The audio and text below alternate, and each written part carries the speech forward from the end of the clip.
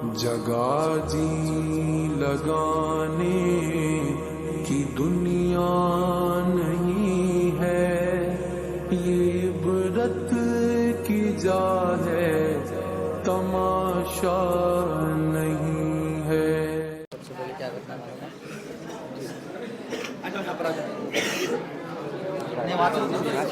नहमदुहु व नुसल्ली अला रसूलिहिल करीम, अम्मा बाद। क़ाल अल्लाहु तबारक व तआला फ़िल क़ुरआनिल मजीद, अल यौम अकमलतु लकुम दीनकुम व अतममतु अलैकुम निअमती व रज़ीतु लकुमुल इस्लाम दीना।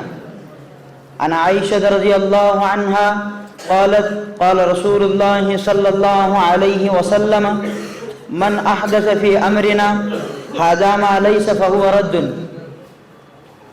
आज का जो प्रोग्राम मुनाकिद किया गया है, इसका मकसद ये है कि तमाम उम्मत मुस्लिमा को तजहीज़ व तकफ़ीन के मसाइल समझाएँ और उनको तमाम उम्मत मुस्लिमा के सामने लाएँ। वक़ाल नबी सल्लल्लाहु अलैहि वसल्लम, लक़िनू मौताकुम ला इलाहा इल्लल्लाह। वक़ाल नबी सल्लल्लाहु अलैहि वसल्लम, अल्लाहुम्मा अहयिनी मा कानतिल हयातु खैरन ली व तवफ़्फ़नी कानतिल हयातु खैरन ली। सबसे पहले मैंने आपके सामने जो हदीस पढ़ी है उसका तर्जमा ये है। आप सल्लल्लाहु अलैहि वसल्लम ने इरशाद फरमाया, करीबुल मौत शख्स को कलीमे की तलक़ीन करो। इसका मसनून तरीक़ा ये है कि उसके आइज़ा व अहबाब में से और जो नेक व सालेह हो, परहेज़गार हो, उसके नज़दीक बैठे और उसको कलीमे की तलक़ीन करे। फिर अगर वो एक बार कलीमा पढ़ ले तो ख़ामोश हो जाए और दुनिया की बातें ना करे, इसलिए कि ये अल्लाह की दरगाह में हाज़िर होने का वक्त है। और एक मसला ये है कि अगर बच्चा बालिग हो या नाबालिग कोई भी मर्द हो तो उसके पास सूरह यासीन का पढ़ना मुस्तहब है।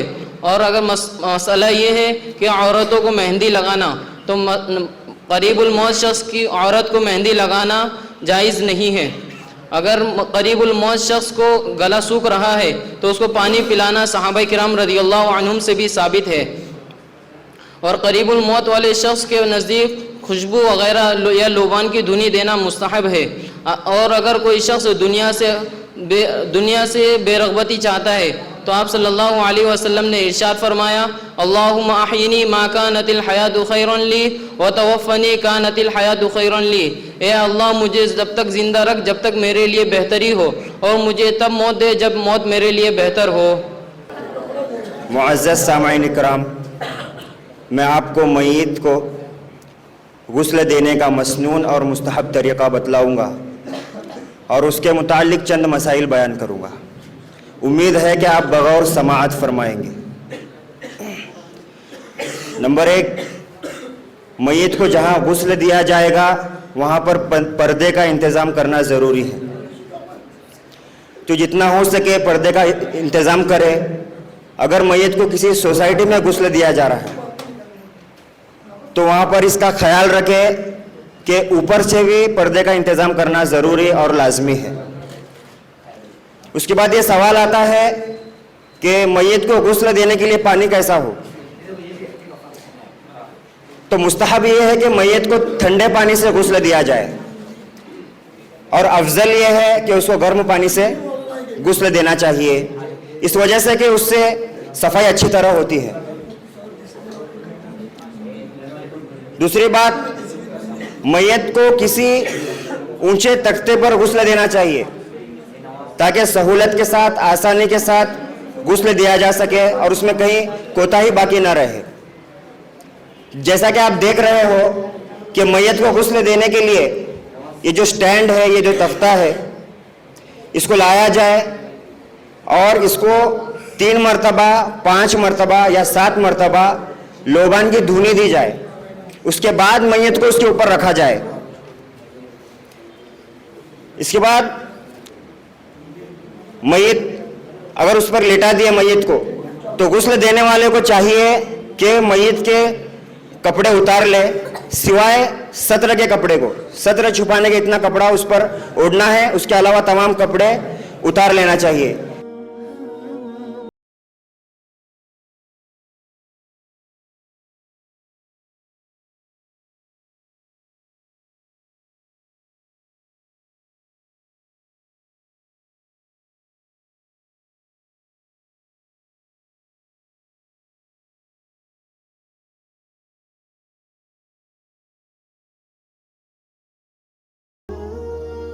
सिर्फ गुस्ल देने वाले और उसके मुआविन लोग साथ में रहे, उसके अलावा जितने भी एक्स्ट्रा लोग हैं वहाँ से चले जाए। ये नामुनासिब बात है कि उसको तमाशा बनाया जाए। तो अभी सबसे पहले पानी के बारे में ये सवाल है कि मैयत को किस पानी से गुस्ल दिया जाए। तो मुस्तहब ये है कि ठंडे पानी से उसको गुस्ल दिया जाए और अफजल है गर्म पानी से गुस्ल देना, इसलिए कि उससे सफाई अच्छी तरह होती है। तो अभी मैयत को देखा जाएगा। देखो मैयत को यहाँ पर तख्ते पे लिटाया हुआ है, तो उसको देखा जाएगा कि उसके सर पे बाल है, दाढ़ी है या नहीं है। उसका मसला ये है कि अगर सर पे बाल और दाढ़ी है तो उसको साबुन से धोना है, अगर नहीं है तो साबुन से नहीं धोना है। तो मैयत को जो नहलाने वाले हैं वो अपने हाथ में दस्ताने पहन ले और उसको अच्छी तरह से भिगो ले। भिगो लेने के बाद में मैयत के अगली और पिछली शर्मगाह को धो ले। ये सबसे पहला काम है।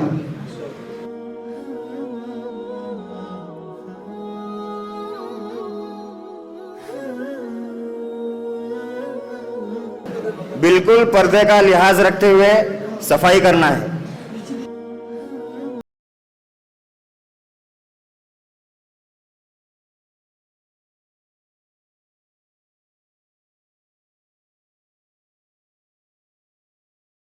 दाने अगर नापाक हो गए, गंदे हो गए तो उसको बदल ले।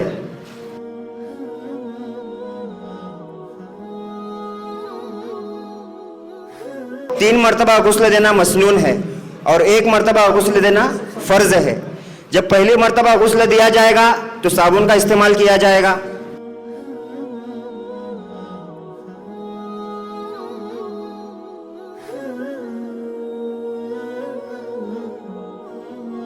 दोनों रानों को अच्छी तरह धो लिया जाएगा।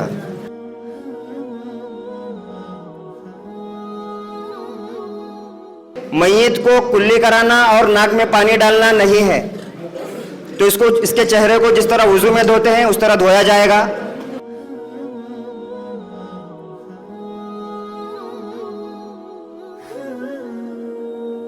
नाक और मुंह को साफ करने का तरीका यह होगा कि मैयत को नहलाने वाला अपने उंगली में एक कपड़े के टुकड़े को अच्छी तरह से लपेट लेगा और दांतों को और मसोड़ों को मसा करेगा।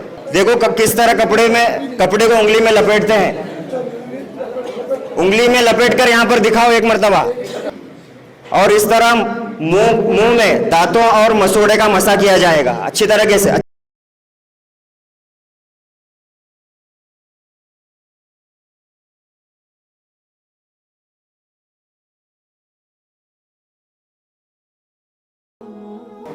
अब नाक के नथनों की सफाई की जा रही है। देखो कौन सी उंगली है और किस तरह सफाई की जा रही है।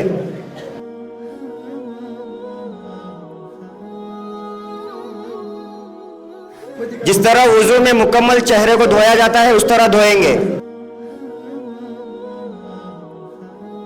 इसी तरह पैदर पे पूरा वुजू मुकम्मल किया जाएगा।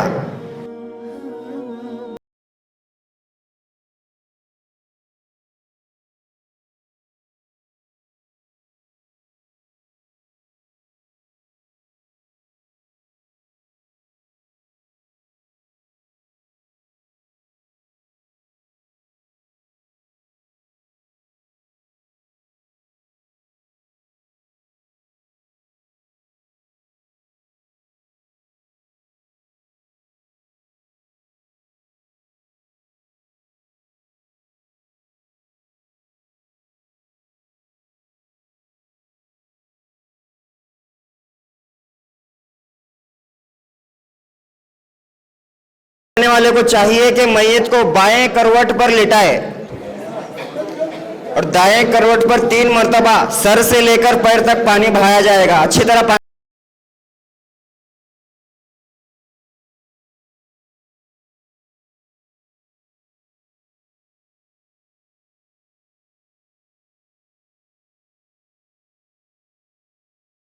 तो नहलाने वाले को चाहिए कि वो मैयत को दाएं करवट पर लेटाए और बाएं पहलू पर सर से लेकर पैर तक 3 मर्तबा अच्छी तरह पानी को बहाए।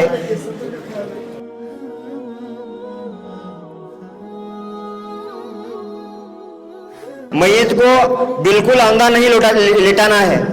तो मैयत को गुस्ल देने वाले को चाहिए कि वो अपनी तरफ से सहारा देकर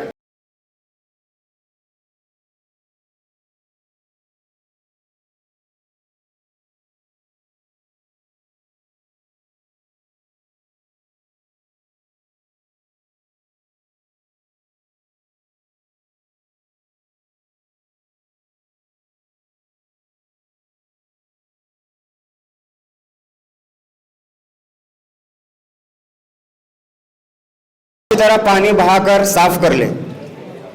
अब देखो दूसरा गुस्ल दिया जा रहा है, तो इसमें क्या करेंगे?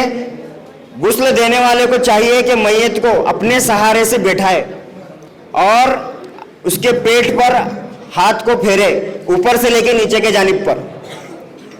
अगर कोई गंदगी उससे निकलती है तो उसको पानी से धो डाले।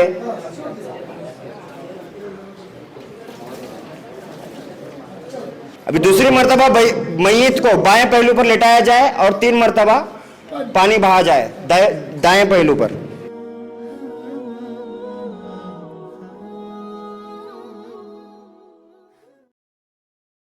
मर्तबा जो गुस्ल दिया जाएगा उस पानी में काफूर डाला जाए, यह मुस्तहब है, समझ रहे हो?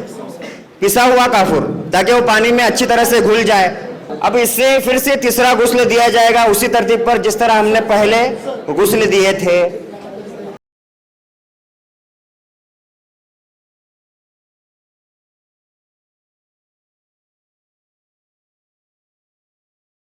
और पैर का भी खिलाल किया जाए, कोई जगह सूखी ना रहे। हाँ, इस तरफ गुस्ल अपना मुकम्मल हो गया है। अब इसके बाद मैयत के बदन को खुश्क